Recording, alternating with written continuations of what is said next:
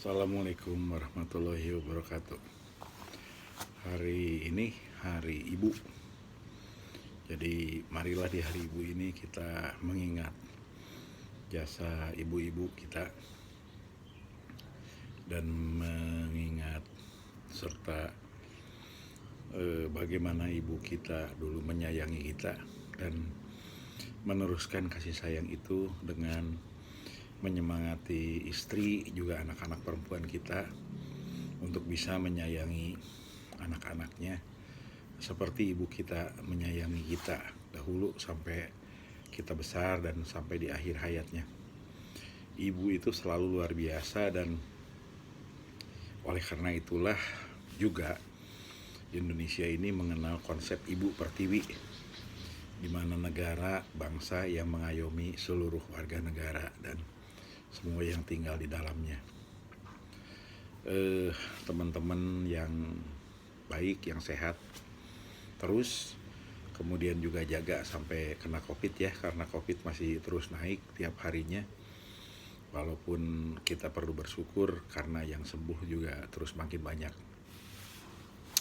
Tanggal 22 Desember ini ada sesuatu yang terjadi gitu kan kepada diri saya, dan ini juga barangkali yang menurut saya betapa luar biasanya media sosial kita gitu kan, karena hari ini saya mengalami yang menurut saya luar biasa gitu kan. Maksudnya luar biasa itu saya bangun tidur subuh biasa, sholat dan lain-lain. Tiba-tiba ketika pagi hari seorang sahabat atau adik saya lah lebih tepat karena puluhan tahun bersama bilang, "Bang, selamat ya. Semoga ini terjadi. Abang bisa mengemban amanah jika memang presiden memilih dan yang maha kuasa menghendaki." Itu terjadi di pagi hari. Saya jujur aja bingung tuh karena dalam 2,5 tahun ini saya dan teman-teman FKMTI fokus berjuang sebetulnya untuk menjaga kedaulatan negeri ini dengan mengingatkan kepada seluruh warga negara tentang bahaya perampasan tanah. Dan itu menurut kami bisa rusak administrasi, keuangan, dan warga negara bisa tawuran lah, repot kalau itu terus terjadi dan tidak dihentikan. Sampai kami selalu bilang kalau hari ini tanah teman-teman di FKMTI ini yang dirampas, besok lusa bisa tanah Anda semua, dan sampai suatu hari bisa seluruh bangsa ini sudah dirampas tanahnya. Dan ketika itulah Anda sadar dan menyesal walaupun tidak ada jalan keluar lagi. Dan itu sudah terjadi dulu ketika 350 tahun dipersepsikan negeri ini tidak lepas dari sebuah pola penjajahan. Jadi saya lagi fokusnya ke situ gitu kan selama 2,5 tahun ini, gimana mengedukasi masyarakat bahwa beda antara perampasan tanah dan sengketa dan yang lain-lain. Tapi intinya adalah bagaimana pola ekonomi itu bisa berkembang dengan mengelola tanah ini dengan baik, kemudian juga masyarakat tidak terampas kehidupannya dengan pengelolaan tanah yang baik ini juga. Karena kenyataannya hari-hari ini itu di sekeliling pertambangan, di sekeliling perkebunan, maupun di sekeliling perumahan-perumahan yang mewah, warga yang asli itu selalu hanya tergusur dan bisa dibilang hanya jadi debu saja gitu kan. Jadi pelengkapan derita lah bahasa sederhananya. Jadi ini perlu diperbaiki. Jadi fokusnya ke situ. Nah, saya mau cerita soal kejadian yang luar biasa ini. Rupanya media sosial ini dan media yang berbasis internet ini luar biasa. Sejak pagi saya demikian banyak orang yang mengucapkan selamat, bertanya, dan bermacam-macam maupun termasuk bercanda gitu kan. saya bilang ke teman-teman semua itu, eh, dulu tahun 98 ketika selesai, mungkin ketika itu kalau tawaran menjadi pejabat tinggi atau mungkin juga jadi menteri gitu kan, diterima gitu kan, itu karena memang dalam arus yang besar perjuangan ketika itu gitu kan.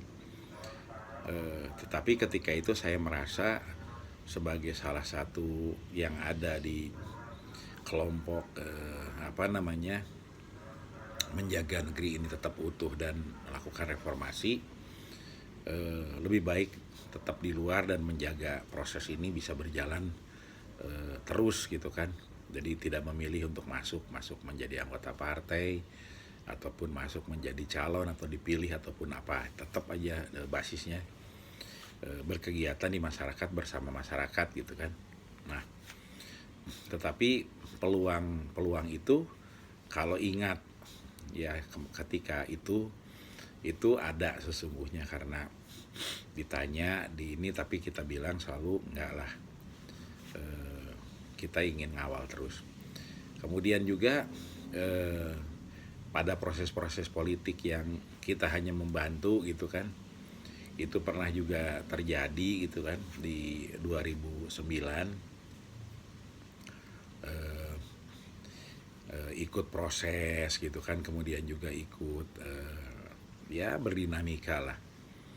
Tetapi ketika setelah proses pemilihan presiden itu berakhir, sahabat saya sejak SMA lah ya, sekarang udah jadi orang besar, itu menyampaikan, Gus, kelihatannya lu nggak jadi.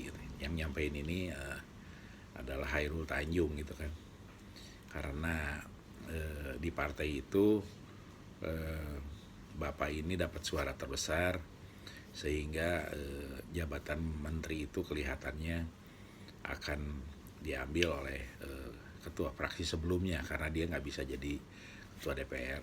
Saya hanya ketawa aja, nggak apa-apa Rul, saya bilang biasa aja kok. Kan kemarin juga karena melakukannya melihat bahwa ini perlu diperjuangkan saja gitu kan, nggak ada hal-hal yang lain.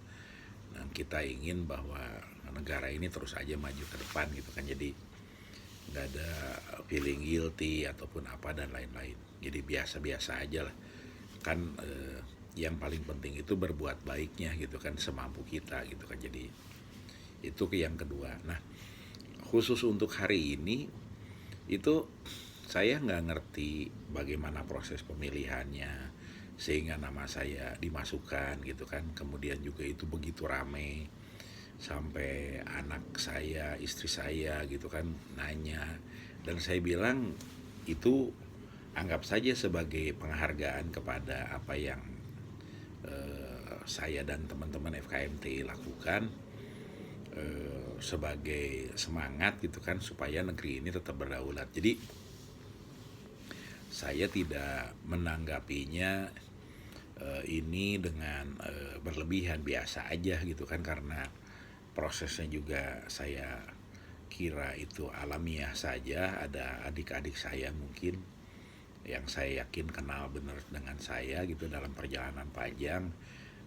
itu pun dia lakukan dengan ikhlas, nggak ngomong dulu sama saya juga gitu kan, karena saya kira mungkin kepercayaan atau juga ingin melihat saya melakukan hal-hal yang besar untuk negeri ini gitu kan. Jadi ya saya kira biasa aja gitu kan, artinya biasa tuh dalam artian ya alamiah gitu kan. Jadi ketika saya membaca bahwa ada di media sosial yang mengusulkan nomor 26 katanya Kang, oh saya lihat aja, saya senyum aja gitu kan, dan rame banyak yang ngedukung dan yang lain-lain. Tapi itu adalah cerminan begitu dahsyatnya media sosial saat ini gitu kan, dengan WA, dengan alat yang ada di tangan kita itu gitu kan. Nah, singkat cerita, sampai pada titik tertentu seorang kawan yang sahabat lama juga telepon, Gus, kenapa itu kalau beneran kok ditulis begitu gitu kan, Kan kalau di Kementerian ATR BPN itu lawannya mafia. Jadi kalau lu disebut-sebut di situ pasti mafianya konsolidasi lah nyegah lu supaya nggak jadi di situ gitu kan. Kan orang tahu bahwa nanti mereka diberesin gitu kan, walaupun juga dengan cara-cara lu pasti insya Allah bijak dan tepat lah cara mainnya gitu kan. Artinya negara tidak boleh dikalahkan, kemudian juga pemerintah harus berwibawa, kesalahan di masa lalu itu harus diselesaikan tetapi tidak dipermalukan, kemudian birokrat-birokrat yang ada itu dicarikan juga escape yang cantik, korban yang selama ini mendapatkan ketidakadilan itu dicarikan juga supaya bisa dapat keadilan, dan kalau udah terlanjur tanah-tanah itu jadi perumahan juga mereka tidak dirugikan. Jadi teman itu bilang, gue percaya lalu bisa ada lah solusi-solusi seperti itu karena pengalaman nanganin konflik selama ini gitu kan di berbagai wilayah sampai ke tingkatan yang lebih tinggi lah di dunia internasional. Saya tentu mendengar itu, saya bilang mohon maaf, terima kasih atas apresiasinya, tapi jujur saja saya juga nggak ngerti apa yang terjadi saat ini gitu kan. Artinya itu semua terjadi begitu saja tanpa konsultasi, apalagi juga konspirasi gitu. Enggak, itu saya kira penghargaan dari adik-adik gitu kan, atau teman-teman, para sahabat gitu kan, atau orang-orang yang percaya kepada saya dan FKMTI untuk melakukan sesuatu yang insya Allah bermanfaat untuk negeri ini. Jadi beberapa jam, kurang lebih dari jam 8 pagi sampai terakhir Presiden mengumumkan reshuffle kabinet, dan seperti sudah saya duga gitu kan, karena tidak ada telepon, tidak ada apa, kita juga nggak ngusahain hal-hal yang di luar sehari-hari kita lakukan gitu kan, ya nama saya tidak ada gitu, dan itu saya kira biasa aja. Dan seperti yang selalu saya sampaikan di channel saya ini dalam berbagai hal, silakan dilihat, saya bilang jangan pernah kita berharap sesuatu ketika kita melakukan kebaikan untuk negeri ini gitu kan, tapi harapkanlah kebaikan yang diberikan oleh Allah Subhanahu wa Ta'ala kepada keluarga kita, kepada kita, atas kebaikan-kebaikan yang kita lakukan gitu kan. Jadi proses yang saya lakukan itu harus membahagiakan saya sendiri gitu kan, membuat saya senang, harus bisa bermanfaat buat sekeliling saya gitu kan, kecil-kecilan maupun yang lebih besar, dan terutama juga untuk negeri ini gitu kan. Jadi fokusnya itu gitu kan. Jadi ketika mendengar kasarnya tuh belum jadi pejabat tinggi negara gitu kan, saya justru melihat kejadian hari ini itu saya berterima kasih kepada adik-adik saya yang memasukkan nama saya, karena berarti apa yang dilakukan sekarang paling tidak ada yang mengapresiasi dan paling tidak ada yang menghargai gitu kan. Dan itu saya kira alhamdulillah saja gitu kan. Jadi tidak membuat kecewa gitu kan karena nggak jadi, karena juga nggak ngerti juga gitu kan gimana proses itu sendiri gitu kan. Karena itu kan pasti kita ngerti lah bahwa untuk jabatan-jabatan itu pasti pertentangannya keras, kemudian juga diskusinya luar biasa, dan tidak sesederhana itu gitu kan. Nah, cuman yang ingin saya sampaikan di sore ini gitu kan, dalam rangka refleksi, coba kita bayangkan bersama bagaimana kalau yang terjadi di media itu adalah suatu berita buruk atau fitnah yang kita nggak pernah lakukan. Coba, itu saya kira ngeri banget dan itu capek banget. Karena yang terjadi kepada saya, alhamdulillah itu kan berita baik, walaupun baru sekedar isu atau usulan lah. Kalau isu itu hanya di WA, kalau usulan itu karena ada di media gitu kan. Jadi saya anggap karena ini ada di media massa online, saya anggap ini adalah sebuah usulan yang formal lah, bagian daripada mengapresiasi bagian daripada menghormati gitu kan apa yang sudah dikerjakan, sehingga kami harus lebih bersemangat lagi, kami harus lebih bekerja keras lagi, sehingga lebih banyaklah kebaikan yang bisa dilakukan gitu kan. Jadi perkara soal jadi atau nggak jadi itu adalah kehendaknya. Jadi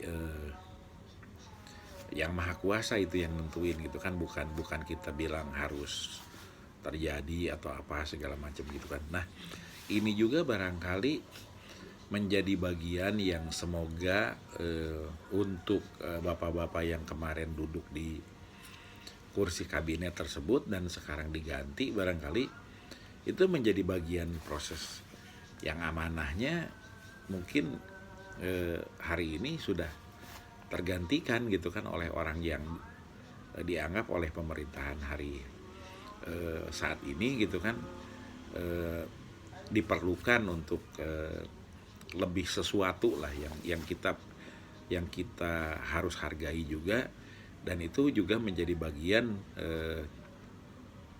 yang perlu dihormatin gitu kan. Jadi jangan kenapa kok diganti ini gitu kan, kenapa nggak si ini yang ganti dan lain-lain gitu. Jadi relax aja gitu kan. Nah, di sisi yang lain gitu kan, saya juga pengen bicara sore ini kontrak belum jadi menteri gitu kan.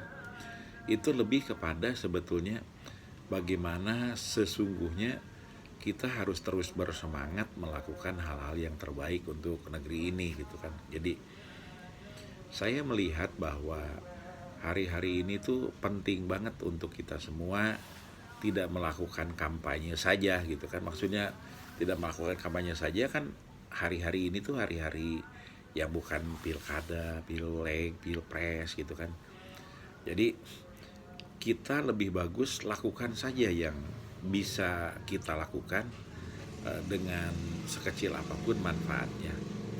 Hanya yang paling penting melakukannya dengan senang, membuat kita sehat, membuat lingkungan kita terjaga, dan itu diharapkan bisa bermanfaat untuk kita semua gitu kan.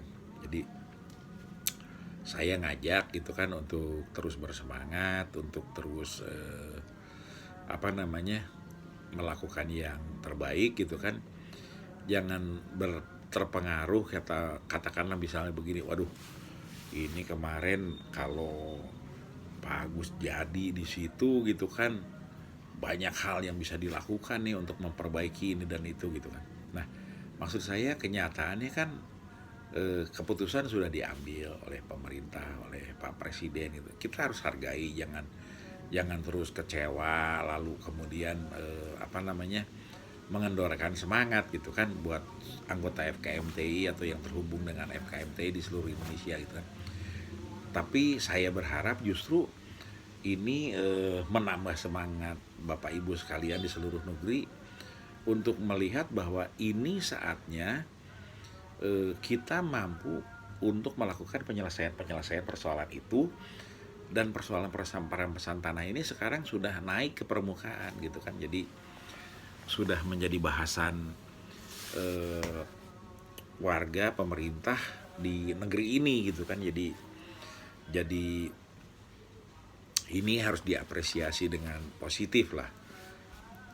Jangan terus kecewa lah. Tapi di sisi lain misalnya ada bilang, Kang, bener kan?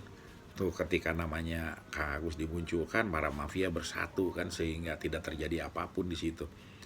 Nah, kalau masih ada yang berpendapat begitu juga, saya kira mari tambah semangat juga sehingga apa-apa yang belum selesai di hari-hari ini gitu kan bisa selesai, nggak hanya sekedar di tingkat tuduh menuduh itu gitu kan. Jadi katakanlah misalnya seperti yang tadi seorang kawan telepon itu kan, Kang ini kecepatan nih, kalau Akang belum dipanggil, belum ini tiba-tiba muncul kayak gini, pasti mafia bersatu lah bikin Akang nggak jadi. Jawaban saya ulang lagi di tadi awal saya bilang saya nggak pernah merencanakan untuk diusulkan gitu kan. Saya juga tidak pernah berinisiatif untuk mendiskusikan kejadian dari jam 8 pagi tadi sampai sore hari tadi gitu kan. di mana banyak orang kasih selamat, bertanya dan yang lain-lain. Saya nggak pernah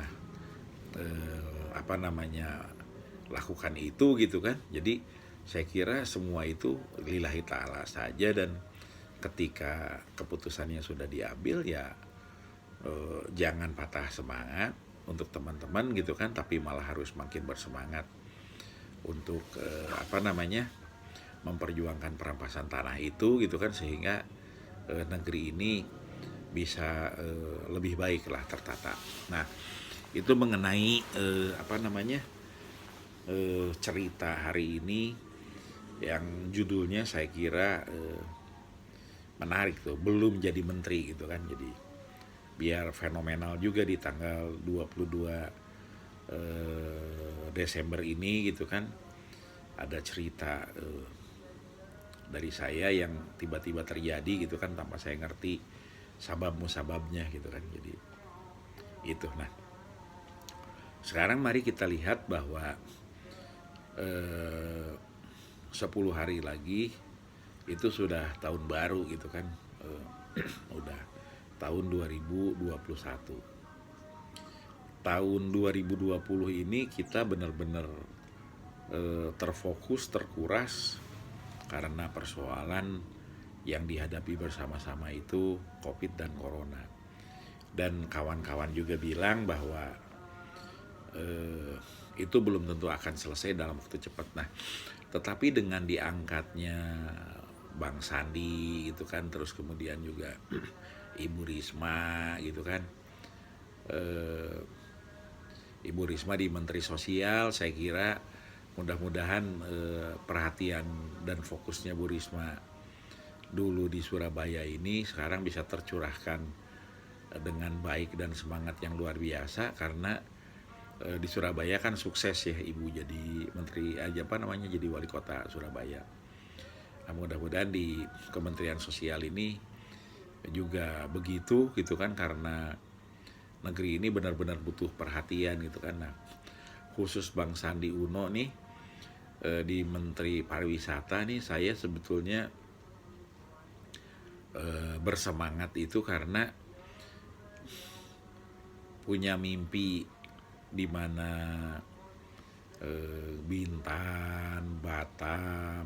Bintan lah terutamanya, Bintan, Rempanggalang lah kalau mau, itu jadi tempat-tempat peristirahatannya orang-orang tua seluruh dunia gitu kan, yang seneng sama matahari gitu kan, termasuk di Morotai sana gitu kan. Tapi kalau infrastrukturnya yang udah siap mungkin di Bintan sama di Batam Rempanggalang lah, tapi ke arah Rempanggalangnya gitu kan.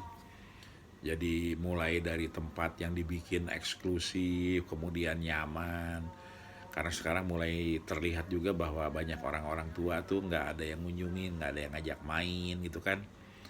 Itu dibikin di situ. Kalau Jepang mau deket ya orang-orang Jepang mungkin di Morotai sana gitu kan, orang-orang bule bisa di Lombok gitu biar ke Australia deket lah mereka gitu kan. Jadi rumah sakitnya bagus, yang tradisionalnya juga bagus, kulinernya bagus, sportnya bisa dibikin bagus, dan semoga orang-orang tua itu betah di situ gitu kan. Saya ingin ngajak diskusi lah ya di sore hari ini gitu kan. Hari-hari ini tuh Presiden begitu bersemangat untuk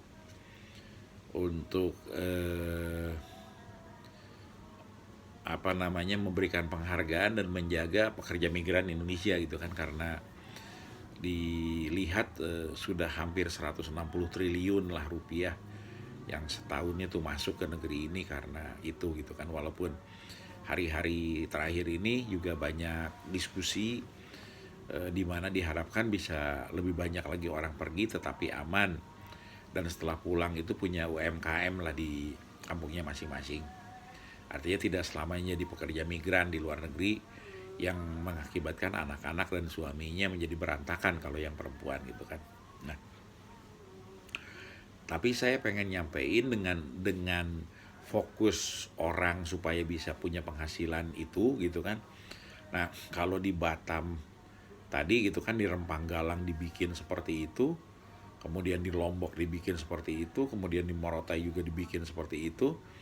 Seperti itu tuh maksudnya, tempat peristirahatan, tempat bermain, yang super internetnya bagus gitu kan, dunia infrastruktur telekomunikasinya bagus, sehingga mereka itu bisa begitu dekat dengan keluarganya yang ada di Jepang, Korea, kemudian juga di Amerika Serikat, di Kanada gitu kan, di Swedia, di Inggris gitu kan, di berbagai negara Eropa lah gitu kan, ataupun berbagai negara di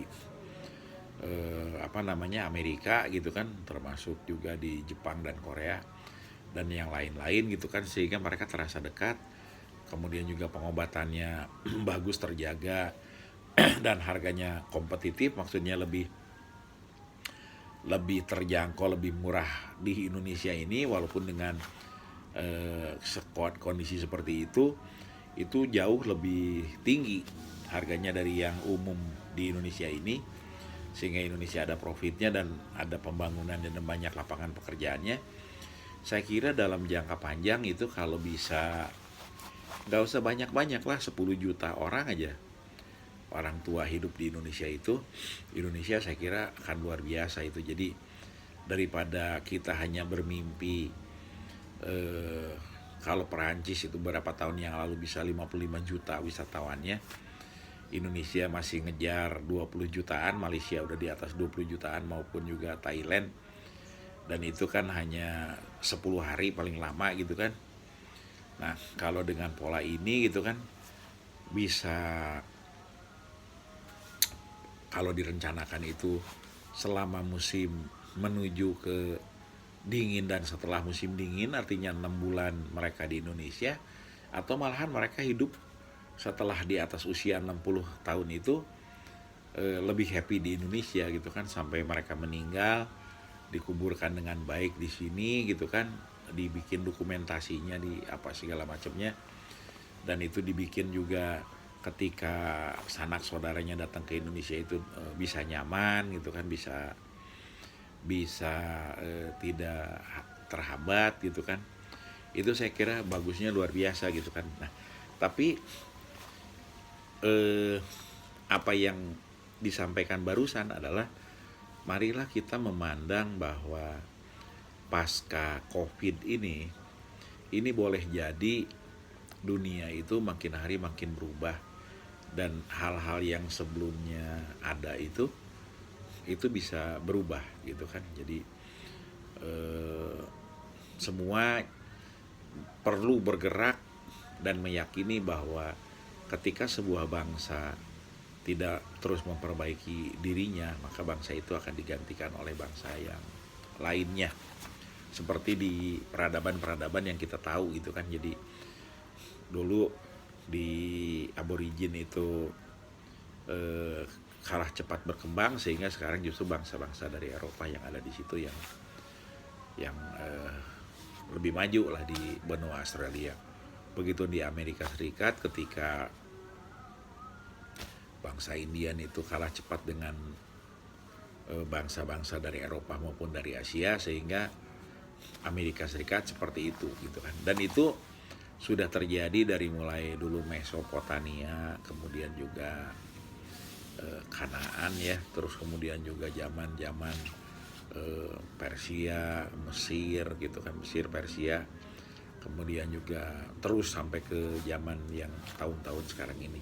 Jadi pilihannya adalah kita harus terus memperbaiki di dalam sebuah bangsa ini gitu kan. Jadi pilihannya jangan sampai bangsa Indonesia itu tertinggal, kemudian justru nanti di titik tertentu dengan kekayaan alam dan keluar biasaan yang Allah Subhanahu wa Ta'ala berikan kepada bangsa ini, malah nanti bangsa lain yang menempati di sini karena kita semua kurang menghargai diri sendiri, kemudian juga tidak begitu sungguh-sungguh untuk mengembangkan diri. Nah, itu sih usulan gitu kan, dengan melihat ada perubahan yang terjadi. Dan sekali lagi, mari kita terus fokus kepada hal-hal yang perlu diperbaiki. Gak usah juga kita kecewa gitu kan, atau terlalu banyak berharap terhadap kondisi yang saat ini sedang terjadi, karena hari-hari ini tuh benar-benar turbulen.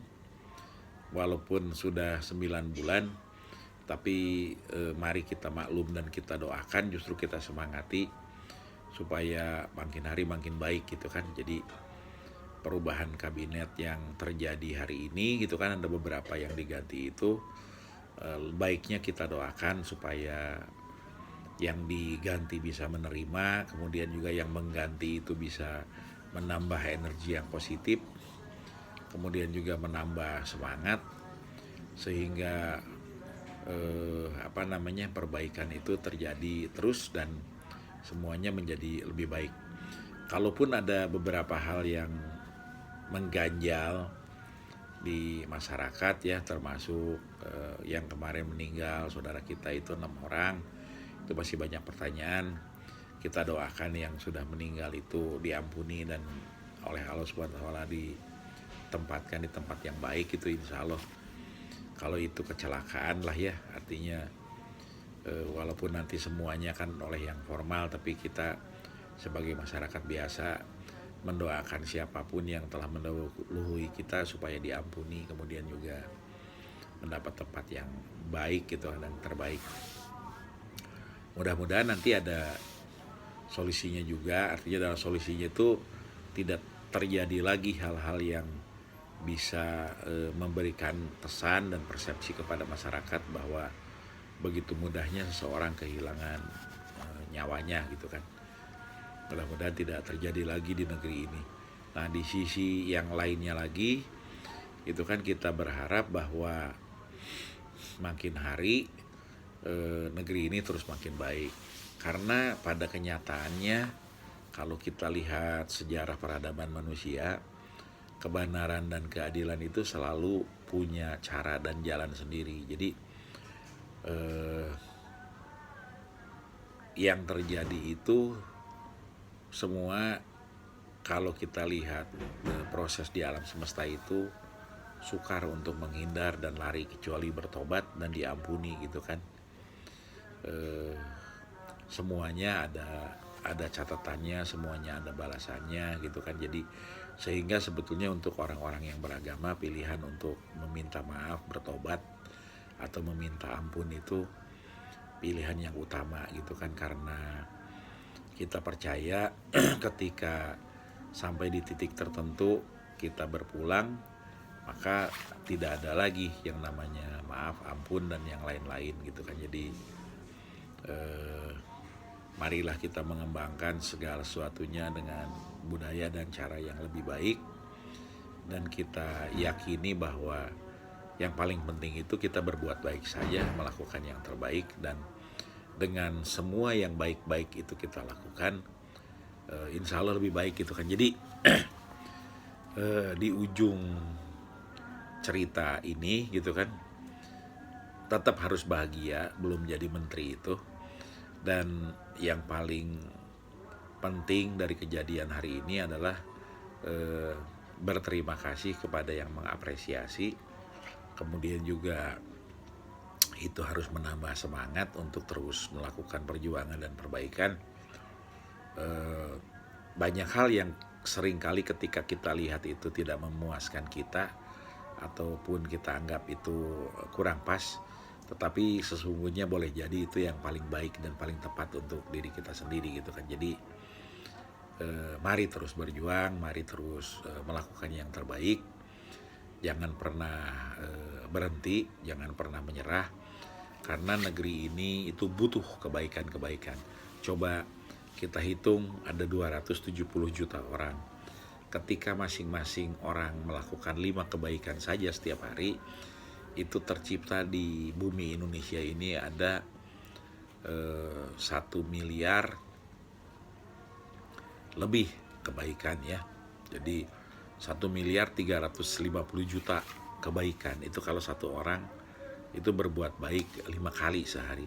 Kalau satu orang 10 kali berbuat baik, itu berarti ada 2,7 juta miliar kebaikan kan. Nah, 2,7 miliar kebaikan itu saya katakan dengan tegas, itu adalah sangat sedikit dibanding yang Allah berikan kebaikan kepada kita semua tanpa kita menyadarinya. Mulai dari denyut jantung, mata kita bisa melihat, rambut kita tumbuh, kuping kita bisa mendengar, kita bisa berkomunikasi seperti ini, maupun hal-hal yang lain yang sehingga kita bisa peradaban ini berkembang. Jadi kalaupun 10 kali setiap orang berbuat baik, itu masih jauh lebih sedikit daripada kebaikan yang Allah Subhanahu wa taala berikan kepada kita semua. Jadi betapa sungguh luar biasanya kasih sayang Tuhan yang Maha Kuasa kepada kita semua, dan semoga ini tidak disia-siakan.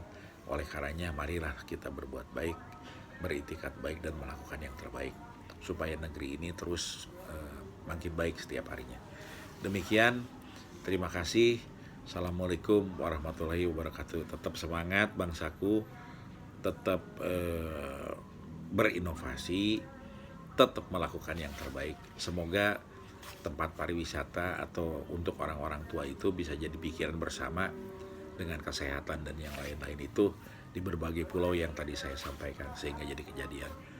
Dan itu mudah-mudahan bisa menghasilkan banyak devisa, kemudian juga banyak kehidupan, banyak penghidupan, dan Indonesia makin terkenal di seluruh dunia sebagai tempat yang nyaman. Jadi jauhi kekerasan, jauhi kejahatan, kita berusaha aja yang baik dan terbaik.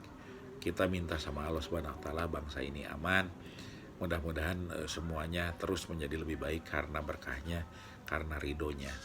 Dan kita berusaha yang terbaik saja. Demikian, terima kasih. Assalamualaikum warahmatullahi wabarakatuh.